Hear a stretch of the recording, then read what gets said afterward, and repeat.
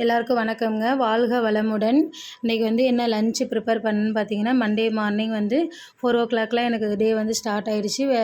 வாசல்லாம் தெளித்து கோலம்லாம் போட்டுட்டு விளக்கெல்லாம் ஏற்றிட்டு வந்துட்டு கிச்சனுக்குள்ளே என்ட்ரு ஆயாச்சு. அதலக்காய் பொரியல் வச்சு ராஜ்மா புளிக்குழம்பு ரெடி பண்ணியிருந்தேன். சாதம் வடிச்சிட்டு முட்டை வந்து ஆம்லேட் போட்டு கொடுத்துருந்தேன் பிள்ளைங்களுக்கு. இந்த அதலக்காய் வந்து பொரியல் வந்து ரொம்பவே சிம்பிளாக செஞ்சிடலாம். அதுக்கு வந்து ஃபஸ்ட்டு கொஞ்சம் வேர்க்கடல, கொஞ்சம் கடலப்பருப்பு, ஒரு மிளகாய், கொஞ்சம் மிளகு ஜீரகம் எல்லாமே ட்ரை ரோஸ்ட் பண்ணிக்கோங்க. ட்ரை ரோஸ்ட் பண்ணிவிட்டு மிக்சியில் வந்து கொரகொரப்பாக எடுத்து வச்சுக்கோங்க. எடுத்து வச்சுட்டு இந்த அதலக்காயை போட்டு கொஞ்சம் எண்ணெய் ஊற்றி கொஞ்சம் வெங்காயம், ஒரு மிளகா தாளித்து விட்டு காயை அப்படியே போட்டு தண்ணி தெளித்து விடுங்க. தண்ணி ஊற்றாதீங்க, தண்ணி தெளித்து விடுங்க.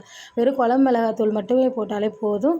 தண்ணி நல்லா சுண்டுனதுக்கப்புறமா நம்ம ட்ரை ரோஸ்ட் பண்ணோம் பார்த்திங்களா, அந்த பவுடரை போட்டு நல்லா ஒரு டைம் நல்லா ஃப்ரை பண்ணிவிட்டு எடுத்துட்டிங்கன்னா இப்போது சூப்பராக இருக்கும்.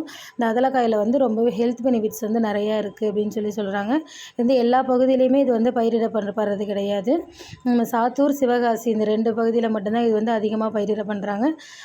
சப்போஸ் இந்த சைடு வரதுக்கு உங்களுக்கு வாய்ப்பு கிடச்சிச்சின்னா இப்போ சீசன் இருக்குது.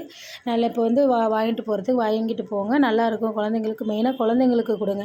இந்த வீடியோ பிடிச்சிருந்தா லைக் பண்ணுங்கள், ஷேர் பண்ணுங்கள், சப்ஸ்கிரைப் பண்ணுங்கள்.